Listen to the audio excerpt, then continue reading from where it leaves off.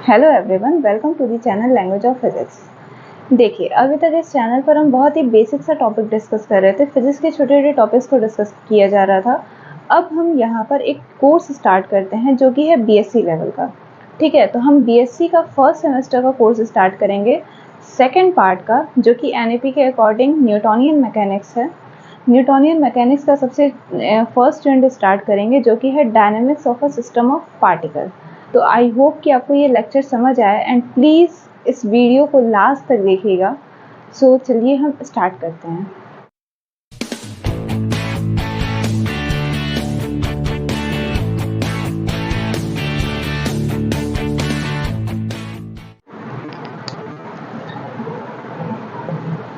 Dynamics of a system of particles. Dynamics of a system of particles. ठीक है, इसमें हम सबसे बेसिक सा देखते हैं। पहले हम इस यूनिट का मतलब समझते हैं कि dynamics of system of particle का मतलब क्या है। मतलब आपको इस यूनिट में पढ़ना क्या है। जब तक हमें ये नहीं पता रहेगा कि यूनिट में पढ़ना क्या है, तब तक हम उसके बारे में समझेंगे कैसे। तो dynamics of system of particles में डायनेमिक का मतलब क्या होता है। डायनेमिक मीन्स होता है कि कोई चीज़, कोई बॉडी, कोई सिस्टम मोशन में हो। मतलब एक टाइम पीरियड में अपना पोजीशन चेंज कर रही हो। किसी पर्टिकुलर टाइम पर वो एक पोजीशन पर हो और कुछ टाइम के बाद वो दूसरे पोजीशन में पहुंच जाए, तो उसको हम कहेंगे कि वो बॉडी मोशन में है, डायनेमिक में है। दो चीज़ें हम पढ़ते हैं, एक स्टेशनरी और दूसरा डायनेमिक। स्टेशनरी मीन्स कोई बॉडी अगर आपकी रेस्ट में है तो हम उसे कहते हैं कि वो स्टेशनरी है। और अगर कोई बॉडी मोशन करती रहती है, किसी पर्टिकुलर टाइम पीरियड में अपना पोजीशन चेंज करती रहती है, तो हम कहते हैं कि वो बॉडी मोशन कर रही है या फिर डायनेमिक में है। ठीक है, तो ये तो हो गया कि डायनेमिक का मतलब क्या है। हमें क्या पढ़ना है, मतलब मोशन पढ़ना है। Okay, of a system of particle, किसका मोशन पढ़ना है, सिस्टम ऑफ पार्टिकल्स का। देखिए, यहाँ पर हम पर्टिकुलर सिस्टम की बात नहीं करेंगे। न्यूटोनियन मैकेनिक्स जहाँ लगता है, Newtonian mechanics small relativistic particles के बारे में बात नहीं करता है। न्यूटोनियन मैकेनिक्स हमेशा बहुत बड़े बड़े पार्टिकल्स के बारे में, जिनका मास जो होगा वो बहुत ज़्यादा होगा, उन सारे पार्टिकल्स के बारे में बात करता है न्यूटोनियन मैकेनिक्स। तो यहाँ पे सिस्टम ऑफ पार्टिकल्स कहने का मतलब ये है कि जैसे अगर आपका कोई एक बड़ा सा सिस्टम है, ये बहुत ही छोटे छोटे पार्टिकल से मिलकर बनता है। ये आपको पता है, मैटर जो होता है वो छोटे छोटे एटम से मिलकर बनते हैं। तो ये जो छोटे छोटे पार्टिकल्स हैं, ये पूरा एक क्या बना रहे हैं, एक सिस्टम बना रहे हैं अपना, है ना। तो वही सिस्टम ऑफ पार्टिकल जो है आपको पढ़ना है। मतलब एक पूरी बड़ी बॉडीज का मोशन हो रहा है, तो क्या क्या चीज़ें देखने को मिलेंगी, यही पढ़ना है इस चैप्टर में। ओके, कि अगर कोई बॉडी है, सिस्टम ऑफ पार्टिकल्स मतलब बहुत सारे पार्टिकल्स को कंबाइन करके एक सिस्टम बनाया गया है, तो वो सिस्टम आपका अगर मोशन कर रहा है तो क्या क्या चीज़ें देखने को मिलेंगी, यही हमें पढ़ना है इस यूनिट में, dynamics of a system of particle. ठीक है, तो अब हम स्टार्ट करते हैं अपना यूनिट।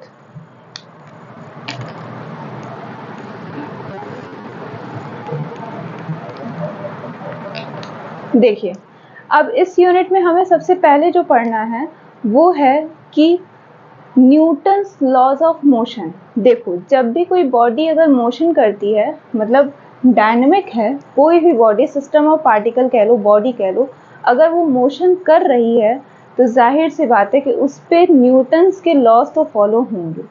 सिस्टम ऑफ पार्टिकल्स की बात हो रही है, यहाँ पे सिंगल पार्टिकल की बात नहीं हो रही है। हम एक पूरे सिस्टम को लेके चल रहे हैं। अगर वो सिस्टम आपका मोशन कर रहा है तो उस पर न्यूटन के लॉज फॉलो होंगे, है ना।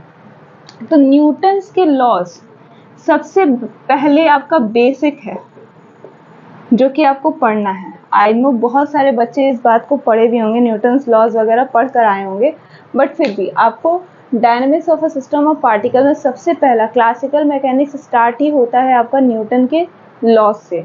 तो हम यहाँ सबसे पहले डिस्कस करेंगे कि न्यूटन लॉज क्या होते हैं, कितने टाइप्स के होते हैं और क्या क्या हर लॉ क्या क्या बारे में बताता है। तो देखो, न्यूटन लॉज में सबसे न्यूटन के एक्चुअली 3 लॉज हैं और एक्चुअली इनको लॉज नहीं कहते हैं, एक्सियम कहते हैं। क्या कहते हैं? एक्सियम कहते हैं। एक्सियम का मतलब क्या होता है? जब किसी पॉइंट, कोई पोस्टुलेट या कोई ऐसा एक स्टेटमेंट दे दिया जाए जिससे प्रूफ की ज़रूरत ना हो, मतलब वो अंडरस्टैंड हो कि अगर ये स्टेटमेंट दिया गया है किसी चीज़ के बारे में, कोई भी किसी भी चीज़ के बारे में अगर हमने एक स्टेटमेंट दे दिया और अगर उसको किसी प्रूफ की ज़रूरत ही ना हो, मतलब वो होना ही है, उसे हम किसी भी तरीके से प्रूफ चाहे तो कर सकते हैं, बट उसको उस बात को प्रूफ की ज़रूरत ही नहीं है कि नहीं ऐसा होगा, तो उसको उस स्टेटमेंट को कहा जाता है एक्सियम। जैसे कि न्यूटन के लॉज आपको पता है कि 3 न्यूटन के लॉज हैं। उसमें फर्स्ट लॉ है लॉ ऑफ इनर्शिया, जिसमें हम ये कहते हैं if a body is in rest और moving with a uniform velocity it will remain its own position until और unless some external force is applied on that body, ये कहा जाता है। तो यहाँ पर ये जो स्टेटमेंट है आपका कि लॉ ऑफ इनर्शिया का जो स्टेटमेंट है पूरा, ये एक एक्सियम है, मतलब इसे किसी प्रूफ की ज़रूरत नहीं है। जाहिर है कि अगर आप इस बॉडी को एक पर्टिकुलर टाइम पीरियड के लिए मतलब एक जगह कहीं रख दो, ठीक है, और अगर इसके ऊपर कोई भी एक्सटर्नल फोर्स नहीं लग रहा है किसी तरीके का, ना इसके ऊपर हवा की वजह से कोई फोर्स लग रहा है, ना हम इसके ऊपर कोई फोर्स लगा रहे हैं, ये बॉडी किसी भी तरीके से एक्सटर्नल फोर्स इसके ऊपर ज़ीरो है, कहीं से भी इसके बॉडी के ऊपर अगर फोर्स नहीं लग रहा है, तो ये बॉडी अगर रेस्ट में है तो ये बॉडी हमेशा रेस्ट में ही रहेगी जब तक हम इसके ऊपर कोई एक्सटर्नल फोर्स न लगा दें। तो यही है आपका न्यूटन का फर्स्ट लॉ का स्टेटमेंट, जिसको कहा जाता है एक्सियम, या तीनों ही लॉज इनके एक्सियम कहलाते हैं। इनको पहले एक्सियम ही कहा जाता था, अब हम वर्ड यूज करने लगे हैं न्यूटन लॉज ऑफ मोशन, तो इनको एक्सियम ही बोला जाता था कि मतलब कोई ऐसा स्टेटमेंट जिसे किसी प्रूफ की ज़रूरत ना हो, वो ऑलरेडी प्रूव्ड है कि अगर ऐसा बोला गया तो ये होना ही है, पॉसिबल है ये, तो उन सारे स्टेटमेंट को हम एक्सियम कहते हैं। ठीक है, तो न्यूटन के जो लॉज हैं वो 3 लॉज हैं आपके, जानते होंगे आप। पहला है आपका law of inertia, law of inertia, दूसरा है लॉ ऑफ मोमेंटम कहते हैं, लॉ ऑफ मोमेंटम, या ये वर्ड नहीं भी यूज करना है तो हम सीधे फॉर्मूला कहते हैं कि rate of change of linear momentum is directly proportional to the external force applied on that body, ये कहा जाता है। और थर्ड है आपका action reaction, action and reaction. Okay, ये 3 लॉज हैं आपके न्यूटन के। सबसे पहले हम इसमें डिस्कस करेंगे लॉ ऑफ इनर्शिया। अब इस इनर्शिया का मतलब क्या होता है, पहले तो ये समझने कि ये जो वर्ड है हमारा इनर्शिया, इसका मतलब क्या है, इसको देख लेते हैं पहले। अच्छा चलिए मैं इधर कर देती हूँ। इनर्शिया, इनर्शिया का मतलब ये होता है कि जैसे कोई आपकी बॉडी है, कोई भी बॉडी है जिनका कुछ ना कुछ वेट है, मतलब रिलेटिविस्टिक पार्टिकल की हम बात नहीं कर रहे हैं, नॉर्मल क्लासिकल बॉडीज़ की बात हम कर रहे हैं। तो अगर कोई ऐसी बॉडीज़ हैं तो वो जो बॉडीज़ होंगी उनके पास एक प्रॉपर्टी होती है। वो प्रॉपर्टी क्या होती है कि अगर वो बॉडी अगर रेस्ट में है तो रेस्ट में ही रहना चाहेगी, या फिर अगर वो बॉडी यूनिफॉर्म वेलोसिटी से मोशन कर रही है तो वो बॉडी उसी तरीके से मोशन करना चाहेगी अनटिल और अनलेस कि हम उसके ऊपर कोई एक्सटर्नल फोर्स न लगा दें। ये हर बॉडी का एक प्रॉपर्टी होता है। ये प्रॉपर्टी आपके हर बॉडी में किसी भी तरीके के सिस्टम ऑफ पार्टिकल्स में पाए जाते हैं कि अगर वो बॉडी मोशन में है तो मोशन में रहना चाहेगी, और अगर वो बॉडी रेस्ट में है तो रेस्ट में ही रहना चाहेगी अनटिल और अनलेस हम उसके ऊपर कोई एक्सटर्नल फोर्स न लगा दें। ये प्रॉपर्टी जो है होती है वो हर बॉडी में पाई जाती है। ये प्रॉपर्टी का नाम होता है इनर्शिया। इसी प्रॉपर्टी को हम कहते हैं इनर्शिया, कि अगर कोई बॉडी आपकी रेस्ट में है तो रेस्ट में ही रहना चाहेगी, और अगर कोई बॉडी मोशन में है तो मोशन में ही रहना चाहेगी जब तक उसके ऊपर कोई एक्सटर्नल फोर्स न लग जाए। और इसी वजह से इस लॉ का नाम है लॉ ऑफ इनर्शिया। अगर लॉ ऑफ इनर्शिया को हम डिफाइन करें तो ऐसे कर सकते हैं, when a body is in rest or moving with uniform velocity, then it will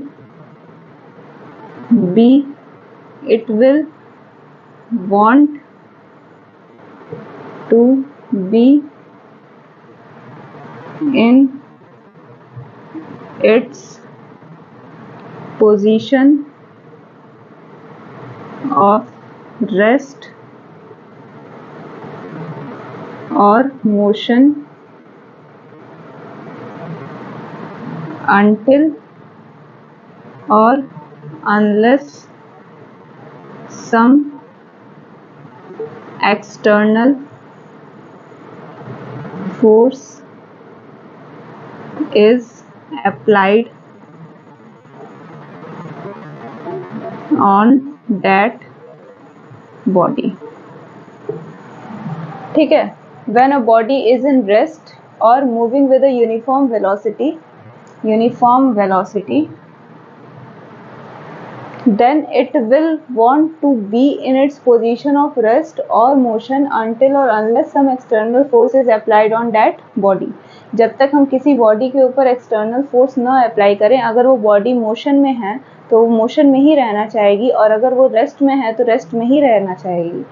ये कहता है न्यूटन का फर्स्ट लॉ, और यही प्रॉपर्टी होती है बॉडी की जिसको हम कहते हैं इनर्शिया। ठीक है, ये तो हो गया हमारा फर्स्ट लॉ। अब देखिए second law.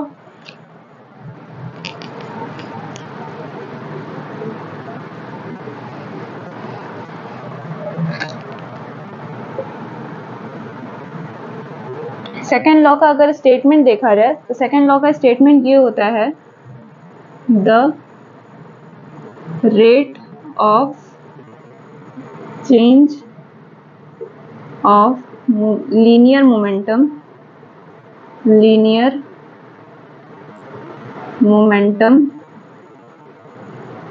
is directly proportional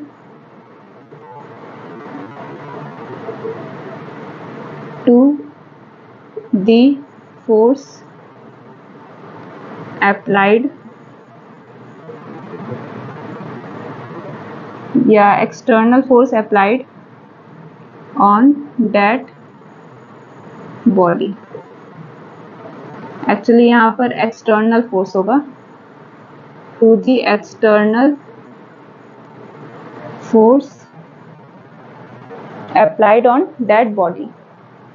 मतलब rate of change of linear momentum is directly proportional to the external force applied on that body. External force की यहाँ बात हो रही है। ठीक है, देखो फोर्स भी आपके दो टाइप्स के होंगे, एक एक्सटर्नल और एक इंटरनल। जब कोई सिस्टम ऑफ पार्टिकल्स में जो पार्टिकल्स होते हैं वो अपने अंदर एक दूसरे के ऊपर फोर्स लगाते रहते हैं, ठीक है, एक्शन रिएक्शन का उसमें फोर्स लगता रहता है, वो जो फोर्सेस होंगे आपके वो इंटरनल फोर्सेस होंगे, और इस पूरे सिस्टम ऑफ पार्टिकल के ऊपर जो हम फोर्स लगा रहे होंगे वो उसके एक्सटर्नल फोर्सेस होंगे। मतलब rate of change of linear momentum is directly proportional to the force applied. It means that कि अगर किसी बॉडी के ऊपर, अच्छा पहले लीनियर मोमेंटम क्या होता है। देखो कोई बॉडी अगर मोशन कर रही है तो उसकी कुछ ना कुछ वेलोसिटी होगी, ठीक है। तो ये जो आपकी कोई बॉडी है जिसका मास है m, ये अगर मोशन कर रही है तो इसकी कुछ ना कुछ वेलोसिटी है। अब ये इनके मास और वेलोसिटी का जो प्रोडक्ट होता है ये देता है लीनियर मोमेंटम, स्मॉल p। इनके मास और वेलोसिटी का जो प्रोडक्ट होता है वो देता है लीनियर मोमेंटम। अब ये जो लीनियर मोमेंटम होता है वो rate of change of linear momentum जो होता है वो एक्सटर्नल फोर्स जितना बॉडी के ऊपर लगता है उसके डायरेक्टली प्रोपोर्शनल होता है। मतलब कि आप जितना ज़्यादा फोर्स लगाओगे उसके मोमेंटम के रेट में उतना ही ज़्यादा चेंज आएगा। मतलब ज़्यादा फोर्स लगाओगे तो उसका मोमेंटम का जो रेट है वो ज़्यादा तेज़ी से चेंज होगा, अगर कम फोर्स लगाओगे तो जो मोमेंटम का रेट है वो कम तेज़ी से चेंज होगा। देखिए मैं यहाँ पे वर्ड रेट यूज़ कर रही हूँ, मैं सिर्फ मोमेंटम की बात नहीं कर रही हूँ कि मोमेंटम फोर्स से डायरेक्टली प्रोपोर्शनल है, ये नहीं। Rate of change of momentum जो है वो फोर्स की डायरेक्टली प्रोपोर्शनल है। जितने ज़्यादा फोर्स लगेगा उस हिसाब से उतना ही ज़्यादा उसका rate of change of momentum होगा, मतलब उतना ही ज़्यादा मोमेंटम टाइम के हिसाब से चेंज होगा।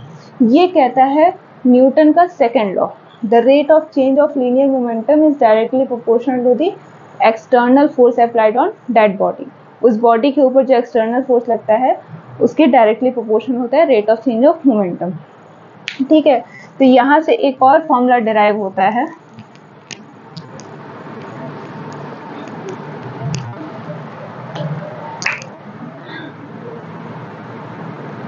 dp upon dt is equals to k f external. यहाँ पर जो k है वो प्रोपोर्शनैलिटी कांस्टेंट है, प्रोपोर्शनैलिटी कांस्टेंट। अब अगर हम ये मान लें कि फोर्स की वैल्यू हम इस तरीके से अप्लाई कर रहे हैं कि k की वैल्यू वहाँ पे 1 हो जा रही है, हम फोर्स इस तरीके से अप्लाई कर रहे हैं या फिर इतना फोर्स अप्लाई कर रहे हैं कि जहाँ पर k की वैल्यू 1 हो जाए, तो उसके हिसाब से ये जो फॉर्मूला होगा वो चेंज हो जाएगा और वो बनेगा क्या, dp अपॉन में dt is equals to f external. ठीक है, अब देखो यहाँ हम एक चीज़ कर सकते हैं कि अभी हमने बताया कि मोमेंटम क्या होता है, रेट ऑफ, जितना कोई बॉडी मोशन कर रहा है तो उसकी कुछ ना कुछ वेलोसिटी होगी, तो उनके मास और वेलोसिटी का प्रोडक्ट जो होता है वो हमें मोमेंटम देता है। तो वही चीज़ अगर हम यहाँ फॉर्मूले में रख दें तो F external is equals to D upon D T M into V कर सकते हैं, है ना। अब देखो एक कंडीशन है यहाँ पर कि अगर किसी बॉडी का मास कांस्टेंट है, देखो आप जब क्लासिकल की बात करते हो, क्लासिकल पार्टिकल्स की बात करते हो, तो वहाँ पे जो बॉडीज़ होते हैं बहुत बड़े बड़े बॉडीज़ होते हैं, वो वेलोसिटी अगर उनकी इंक्रीज़ भी करेगी ना तो उनके मासेस जो होंगे वो चेंज नहीं होंगे।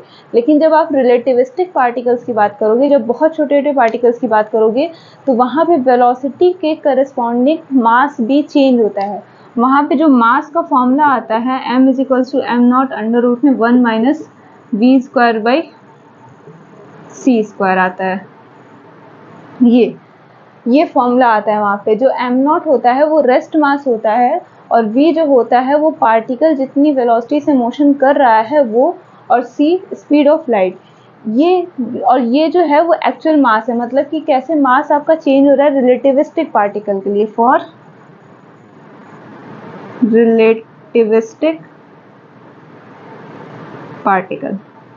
रिलेटिविस्टिक पार्टिकल के लिए जो मास जो होता है वो वेलोसिटी के करस्पॉन्डिंग चेंज होता है। ठीक है, तो यहाँ पर ऐसा जो हम यहाँ पढ़ रहे हैं क्लासिकल मैकेनिक्स में जो मास होता है किसी भी सिस्टम ऑफ पार्टिकल का वो कांस्टेंट होता है, वो इतनी वेलोसिटी से मोशन नहीं कर सकता है कि उसका मास चेंज हो सके। तो यहाँ पर आपको जो मास लेना है वो कांस्टेंट लेना है। तो हम अगर मास कांस्टेंट है तो डिफरेंशिएशन के बाहर आएगा, if m is constant then F external is equals to m dv upon में dt। ओके, अब rate of change of velocity क्या देता है हमें, एक्सेलरेशन देता है। तो F external is equals to m into a, ये आता है formula F is equals to m a जो आप बोलते हो। ये फॉर्मूला तब आता है जब मास हमारा किसी भी सिस्टम ऑफ पार्टिकल का कांस्टेंट हो, तब हमें F एक्सटर्नल जो होता है वो मास इंटू एक्सेलरेशन मिलता है। ठीक है, अब देखो ये है आपका सेकेंड लॉ से एक ये डेरिवेशन हो गया। अब हम देखते हैं third law.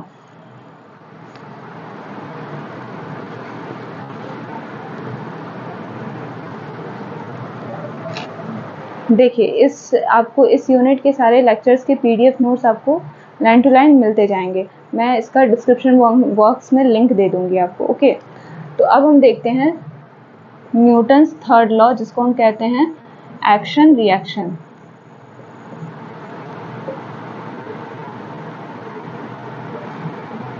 Action reaction, action reaction का मतलब क्या होता है कि कोई बॉडी के ऊपर एक्शन मीन्स भी फोर्स है यहाँ पर,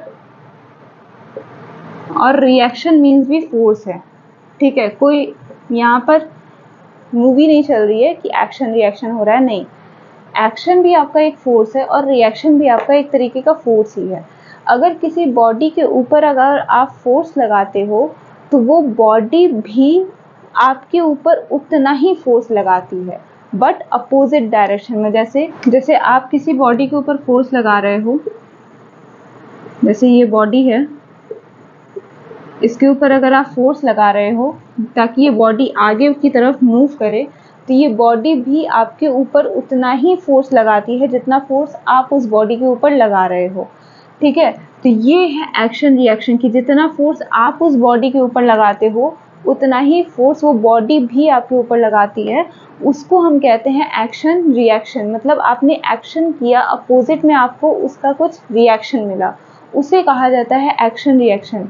मतलब कि अगर कोई बॉडी 1, 2 के ऊपर फोर्स लगा रही है तो सेम फोर्स मैग्नीट्यूड में वो दोनों फोर्स वो सेकंड वाली बॉडी भी सेम फोर्स लगाएगी फर्स्ट बॉडी के ऊपर, but in opposite direction.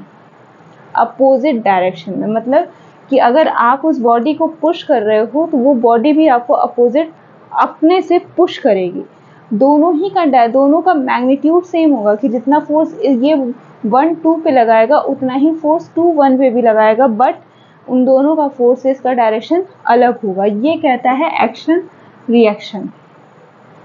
If some force is applied on a body, then that body also applies the same amount of force in magnitude but in opposite direction. Magnitude में same amount of force लगता है उस body के ऊपर oppositely, but उनका direction जो होता है वो opposite होता है। जितना force वो 1, 2 के ऊपर लगाएगा उतना ही force magnitude में 2 भी 1 के ऊपर लगाएगा, but opposite direction। जैसे आप 10 न्यूटन का force किसी बॉडी के ऊपर लगा रहे हो तो वो 10 न्यूटन फोर्स वो बॉडी भी आपके ऊपर लगाएगी, लेकिन अपोजिट डायरेक्शन में। ये कहता है एक्शन रिएक्शन।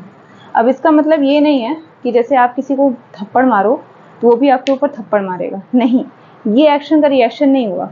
एक्शन का रिएक्शन ये हुआ कि अगर आप किसी को मारे तो आपका हाथ दर्द हुआ। आपका हाथ दर्द क्यों हुआ? क्योंकि आपने उस बॉडी के ऊपर फोर्स लगाया, सेम उतना ही फोर्स वो उस बॉडी ने भी आपके ऊपर लगाया। तो आपने एक्शन किया, वो आपके ऊपर रिएक्शन हुआ, इसलिए आपके बॉडी में पेन हुआ। ये है एक्शन रिएक्शन। ठीक है, तो ये हो गया न्यूटन के तीनों लॉज। अब देखिए, ये तो हो गया तीनों लॉज ऑफ मोशन। ठीक है, लेकिन अब ये 3 लॉज ऑफ मोशन जो हैं इनके कुछ लिमिटेशंस भी हैं, तो हम देख लेते हैं limitation of Newton's laws of motion. Newton's laws of motion, इनका लिमिटेशन क्या है? न्यूटन लॉज ऑफ मोशन में जो फर्स्ट लिमिटेशन है या फर्स्ट लॉ का जो लिमिटेशन है वो ये है कि जो इसके न्यूटन का फर्स्ट लॉ का लिमिटेशन जानने से पहले आपको ये जानना होगा कि इनर्शियल फ्रेम ऑफ रेफरेंस क्या होता है और non inertial frame of reference क्या होता है। Inertial frame of reference and non-inertial frame of reference। देखिए, फ्रेम ऑफ रेफरेंस क्या होता है? फ्रेम ऑफ रेफरेंस कोई ऐसा कोऑर्डिनेट एक्सिस होता है जिसे हम यूज़ करते हैं किसी भी बॉडी का पोजीशन बताने के लिए 3 डायमेंशनल में। जैसे कोई भी बॉडी है आपकी, उसका 3 डायमेंशनल में पोजीशन कहाँ है। जैसे 3 डायमेंशनल मीन्स कहने का, जैसे आप एक्स वाई जेड, ये 3 डायमेंशनल एक्सिस आप पढ़ते आए हो आज तक, है ना, एक्स वाई जेड। तो अगर किसी बॉडी का पोजीशन बताना है कि एक्स वाई जेड एक्सिस से कितनी कितनी दूरी पर है, तो ये जो यूज़ कर रहे हैं हम, इसको हम कहते हैं फ्रेम ऑफ रेफरेंस। किसी भी बॉडी का पोजीशन बताने के लिए जो कोऑर्डिनेट एक्सिस हम यूज़ करते हैं या जो सिस्टम यूज़ करते हैं, उसको कहा जाता है फ्रेम ऑफ रेफरेंस। अब ये फ्रेम ऑफ रेफरेंस दो टाइप का होता है, एक इनर्शियल फ्रेम ऑफ रेफरेंस और एक non inertial frame of reference. Inertial frame of reference ऐसा फ्रेम ऑफ रेफरेंस होता है जो कि ये कह सकते हो या तो मोशन में हो या तो यूनिफॉर्म मोशन में हो। यूनिफॉर्म मोशन में हो मतलब अगर ये फ्रेम ऑफ रेफरेंस अगर मोशन कर भी रहा है तो यूनिफॉर्म मोशन करे, या फिर ये जो फ्रेम ऑफ रेफरेंस है ये रेस्ट में रहे। ठीक है, तो उस तरीके के फ्रेम ऑफ रेफरेंस को हम कहते हैं इनर्शियल फ्रेम ऑफ रेफरेंस, जो कि यूनिफॉर्म मोशन करता रहे या फिर रेस्ट में रहे। तो उस तरीके के फ्रेम ऑफ रेफरेंस को हम कहते हैं इनर्शियल फ्रेम ऑफ रेफरेंस। और non inertial frame of reference का कहने का मतलब कि कोई ऐसा फ्रेम ऑफ रेफरेंस जो कि यूनिफॉर्म मोशन ना करे, मतलब कि कुछ ना कुछ उसमें यूनिफॉर्म मोशन नहीं करेगा तो वेलोसिटी यूनिफॉर्म नहीं रहेगी, तो उसमें कुछ ना कुछ हमें एक्सेलरेशन मिलने लगेगा। तो वहाँ एक्सेलरेशन जहाँ मिलने लगे वो आपका फ्रेम ऑफ रेफरेंस जो होता है वो non uniform frame of reference होता है। या फिर हम यूनिफॉर्म और non uniform frame of reference को ऐसे भी डिफाइन करते हैं कि ऐसा फ्रेम ऑफ रेफरेंस जिसमें न्यूटन्स के लॉज, तीनों लॉज ओबे हो जाएं, वो इनर्शियल फ्रेम ऑफ रेफरेंस। और जिसमें न्यूटन के लॉज ओबे ना हो वो non inertial frame of reference. और न्यूटन के लॉज हैं क्या? सबसे मेन आपका फर्स्ट लॉ ऑफ इनर्शिया, यहीं पर आ जाता है limitation of first law. First law का लिमिटेशन यही है कि फर्स्ट लॉ सिर्फ वैलिड है इनर्शियल फ्रेम ऑफ रेफरेंस के लिए। मतलब अगर आप non inertial frame of reference ले लोगे तो वहाँ पे फर्स्ट लॉ को आप वैलिड नहीं करा पाओगे कि बॉडी अगर रेस्ट में है तो रेस्ट में रहे और मोशन में है तो मोशन में रहे। इस बात को आप नॉन यूनिफॉर्म या फिर non inertial frame of reference में प्रूफ नहीं कर पाओगे, वैलिड नहीं होगा। तो फर्स्ट जो लिमिटेशन है आपका न्यूटन के लॉ का वो ये है, जो फर्स्ट लिमिटेशन है आपके न्यूटन के लॉ का वो यही है कि जो फर्स्ट लॉ है लॉ ऑफ इनर्शिया, ये वैलिड है सिर्फ और सिर्फ इनर्शियल फ्रेम ऑफ रेफरेंस के लिए। आप non inertial frame of reference में न्यूटन के फर्स्ट लॉ को वैलिड नहीं करा सकते हो। ये है न्यूटन का लॉ का फर्स्ट लिमिटेशन। सेकेंड लिमिटेशन ये है कि जो आप F = ma लिख रहे हो या फिर rate of change of linear momentum = force external force applied, ये लिख रहे हो, ये तब के लिए लिख रहे हो जब कोई बॉडी का मास जो है वो कांस्टेंट है। F = ma, ये तब लिख रहे हो जब किसी बॉडी का मास कांस्टेंट हो, मतलब सिस्टम ऑफ पार्टिकल्स की बात जब करोगे तब आप लिख रहे हो, या फिर क्लासिकल पार्टिकल की जब आप बात कर रहे हो तब ये फॉर्मूला लिख रहे हो, है ना। लेकिन जहाँ पे रिलेटिविस्टिक पार्टिकल आ जाएगा, रिलेटिविस्टिक पार्टिकल आ जाएगा, वहाँ पर आप ये फॉर्मूला नहीं लिख सकते हो। तब वहाँ पर F external = m/a नहीं होगा, आप ये फॉर्मूला नहीं लिख पाओगे। तो उस केस में आपका जो न्यूटन का सेकेंड लॉ है वो वैलिड नहीं होता है। ये है सेकेंड लॉ लिमिटेशन आपका, कि जो आपका पार्टिकल है, जो आपका ये फॉर्मूला है वो सिर्फ क्लासिकल पार्टिकल्स के लिए वैलिड है, रिलेटिविस्टिक पार्टिकल के लिए वैलिड नहीं है। तो ये है न्यूटन का सेकेंड लिमिटेशन। अब देखो इसी में न्यूटन का जो थर्ड लिमिटेशन है वो है कि जो आपका एक्शन और रिएक्शन है, एक्शन एंड रिएक्शन जो फोर्सेस हैं, दोनों ही फोर्स हैं आपके, एक्शन भी फोर्स है और रिएक्शन भी फोर्स है। ये दोनों ही जो फोर्सेस हैं इनको साइमल्टेनियसली तुरंत मेजर करना कि कितना हम एक्शन किया और कितना हमें रिएक्शन मिला, ये दोनों साइमल्टेनियसली लगातार मेजर करना ये पॉसिबल नहीं हो पाता है। मतलब एग्जैक्ट वैल्यू हम तुरंत दोनों का मेजर करके नहीं बता सकते, क्योंकि जैसे ही आप एक्शन करोगे तुरंत उसका रिएक्शन होगा। तो उतने माइक्रो सेकेंड के टाइम में दोनों ही फोर्सेस को मेजर करना कि कितने फोर्स से एक्शन हुआ है और कितना फोर्स हमें रिएक्शन में मिल रहा है, ये दोनों एक साथ मेजर करना पॉसिबल नहीं है। ये है लिमिटेशन न्यूटन के लॉ का, जो कि ये कहता है कि अगर कोई बॉडी आपकी एक्शन रिएक्शन कर रही है तो दोनों ही फोर्सेस को तुरंत मेजर करना पॉसिबल नहीं होता है। तो ये था न्यूटन का लॉ एंड उसकी लिमिटेशंस। आई होप कि आपको ये लेक्चर समझ में आया हो। एंड देखिए, इस लेक्चर का जो PDF नोट्स है वो आपको टेलीग्राम चैनल पे मिल जाएगा। मैं इसका लिंक डिस्क्रिप्शन बॉक्स में दे दूँगी। एंड प्लीज़ इस चैनल को लाइक, शेयर एंड सब्सक्राइब ज़रूर करिएगा। अब इसके आगे हम लगातार वीडियोस देखेंगे इसके आगे के लेक्चर्स के। फॉर एग्जांपल इसके आगे का लेक्चर है सेंटर ऑफ मास का।